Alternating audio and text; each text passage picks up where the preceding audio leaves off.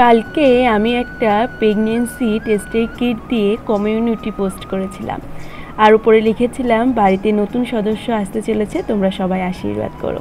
তো ওই পোস্টটা করার পরে তোমরা অনেকেই আমাকে অনেক শুভেচ্ছা জানিয়েছো। আবার অনেকের মনে অনেক কৌতূহল জেগেছে যে দিদিভাই সত্যিই কি তুমি মা হতে চলেছো। আবার অনেকে তো এটাও বলেছে যে তুমি যে প্রেগনেন্সি কিটের আর কি ছবিটা পোস্ট করেছো, এটা দেখে মনে হচ্ছে অনেক পুরনো। তো অনেকেই অনেক প্রশ্ন করেছো, তো আজকের ভিডিওতে আমি সব প্রশ্নের উত্তর দেবো। তাই তোমাদেরকে বলবো যে তোমরা যদি আমার আজকের ভিডিওটা দেখো সম্পূর্ণটা, তাহলে তোমরা বুঝতে পারবে যে সত্যিই কি আমি প্রেগনেন্ট নাকি আমি তোমাদের সঙ্গে কোনো মজা বা ইয়ার্কি করছি। তাই তোমাদেরকে বলবো ধৈর্য ধরে আজকের ভিডিওটা দেখো, আর আমি যে কথাগুলো বলছি সেই কথাগুলো শোনো, তাহলে সবটা তোমাদের ক্লিয়ার হয়ে যাবে। তো চলো বন্ধুরা, সংসারের কাজগুলো করতে করতে আমি তোমাদের সঙ্গে কিছু কথা শেয়ার করি।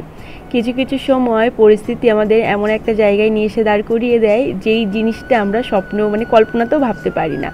কিন্তু পরিস্থিতি যেহেতু আমাদেরকে ওই জায়গায় নিয়ে এসে দাঁড় করিয়ে দেয়, তাই পৃথিবীর নিয়ম অনুযায়ী আমাদেরকে কিন্তু সময়ের সাথে সাথে সমস্ত কিছু মানিয়ে নিতে হয়। তো আমার জীবনেও সেরকম একটা কিছুই ঘটেছে। আর তোমরা অনেকেই জিজ্ঞাসা করছিলে যে দিদিভাই তুমি কি সত্যি মা হতে চলেছো? তাহলে আমি তোমাদেরকে বলবো যে হ্যাঁ, আমাদের পরিবারে নতুন একজন সদস্য আসতে চলেছে। আর এই খবরটা তোমাদের জানাতে একটু লেট হয়ে গেল।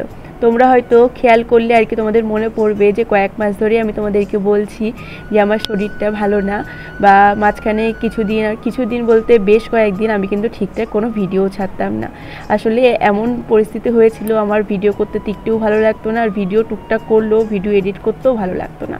তো সেই অনুযায়ী আর কি মাঝখানে কিছুদিন ভিডিও বন্ধ ছিল, আর শরীরটাও খারাপ ছিল, খুব একটা আর কি ভিডিও করতেও পারতাম না। কিন্তু যেহেতু আমি এখানে কাজ করি, আমার কাজ আর কি সংসারের কাজগুলো যেরকম করছি, খাওয়া দাওয়া করছি, তো ইউটিউবে ভিডিও ছাড়াটাও আমার যেহেতু কাজ, তো সেই কারণে এখন আমার প্রত্যেক দিন ভিডিও দেওয়াটা হয়তো সম্ভব হয়ে ওঠে না। এই কারণে আমি একদিন পরপর এই যে লং ভিডিও ছাড়ছি, আর শর্ট ভিডিও তো প্রত্যেক দিনই ছাড়ছি। তো এই কারণেই আর কি এতদিন আমি তোমাদেরকে বলতাম যে আমার শরীরটা ভালো না, শরীরটা এখনও ভালো না। তবে এই পরিস্থিতিতে এই সময়টাই তো শরীরটা সবসময় ভালো থাকে না, দেখা হলো আজকে ভালো আছে কালকে খারাপ, তো এরকমভাবেই চলতে হচ্ছে। আর তোমাদের কাছে আমি একটা কথাই বলবো যে তোমরা আমাকে আশীর্বাদ করো, যে আসতে চলেছে তাকে আশীর্বাদ করো, তাকে যেন সুস্থভাবে আমি পৃথিবীতে নিয়ে আসতে পারি।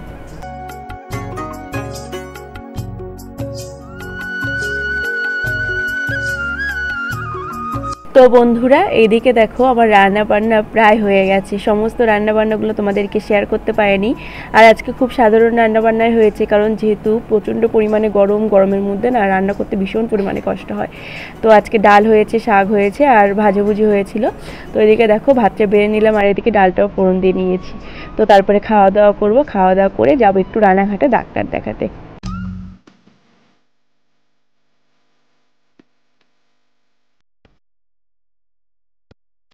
খাওয়া দাওয়া করে রেডি হয়ে নিয়েছি, যেহেতু হাতে একদম টাইম নেই, তো সেই কারণে স্নান করতে পারিনি। বাড়িতে এসে তারপরে স্নান করব। আমি এই যে রাস্তায় দাঁড়িয়ে আছি, আর খুকিমার বাবা গাড়িটা বের করছে। তো চলো চলে যাই আমরা ডাক্তার দেখাতে। আর আজকে কিন্তু প্রথম ডাক্তার দেখাতে নয়, এর আগেও আমি একবার ডাক্তার দেখিয়েছি, তো সেইগুলো তোমাদের সঙ্গে শেয়ার করা হয়নি, কারণ যেহেতু তোমরা জানতে না এই বিষয়টা, তোমাদেরকে বলা হয়েছিল না, তো সেই কারণে সেই সমস্ত কিছু তোমাদের সঙ্গে শেয়ার করা হয়নি।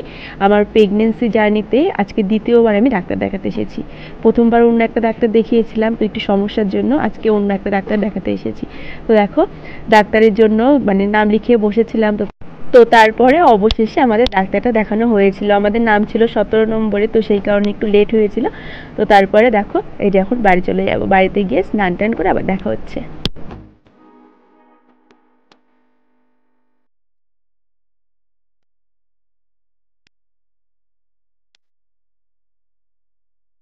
যেহেতু রোদ্দুরের মধ্যে গেছি ডাক্তার দেখাতে, বাড়িতে এসে না ভীষণ পরিমাণে মাথা যন্ত্রণা করছিল, তাই মাথায় একটু তেল দিয়েছি, তেল দিয়ে তারপরে স্নান করে নিয়েছি। আর এখন দেখো পুজো করে নিচ্ছি। তো চলো পুজোটা করে নিই।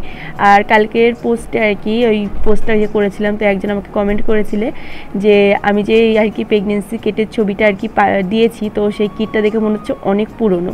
তো কি বলো তো, সত্যি কথা বলতে আমি টেস্ট করেছিলাম, প্রথম যখন টেস্ট করেছিলাম, তো সেই কিটটা আমি রেখে দিয়েছিলাম তোমাদের সঙ্গে শেয়ার করবো বলে। আর আমি আমি প্রেগনেন্সি টেস্ট করেছিলাম প্রায় ধরো 2 মাস আগে। তো 2 মাস ধরে যেহেতু জিনিসটা ঘরের মধ্যে রয়েছে, তো সেই কারণে একটু পুরনো পুরনো হয়ে গেছে, ওর জন্যই আর কি জিনিসটাকে পুরনো পুরনো লাগছিলো। আশা করছি বুঝতে পেরেছো তুমি।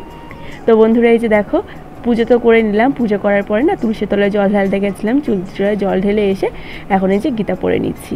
সাধারণত গীতা পড়া হয় না, কিন্তু এই প্রেগনেন্সির সময়টা গীতা পড়া খুব ভালো। তো আমার মেয়ে যখন পেটে ছিল তখন কিন্তু আমি পুরো প্রেগনেন্সিতে গীতা পড়তাম।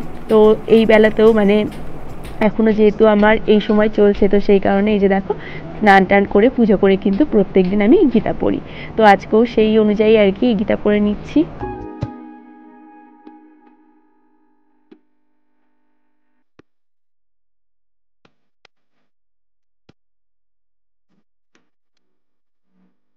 তো আমার প্রিয় বন্ধুরা, আশা করি তোমাদের মনে যে সমস্ত প্রশ্নগুলো ছিল কালকে আমার পোস্ট নিয়ে, তো সেইগুলো তোমাদের ক্লিয়ার হয়ে গেছে। আর এই খুশির খবরটাও তোমাদের দেওয়া ছিল, অনেক দিন ধরেই ভাবছিলাম দেবো, কিন্তু সব কিছুরই তো একটা সঠিক সময় রয়েছে, তাই ভাবলাম যে সঠিক সময়টা আসলে তোমাদেরকে বলবো। তো সেই কারণেই তোমাদেরকে জানাতে অনেকটাই লেট হয়ে গেল। আর সত্যি কথা বলতে জানো তো, আমিও ভাবছিলাম যে কবে তোমাদেরকে জানাবো, আমারও তর্স হয়েছিল না।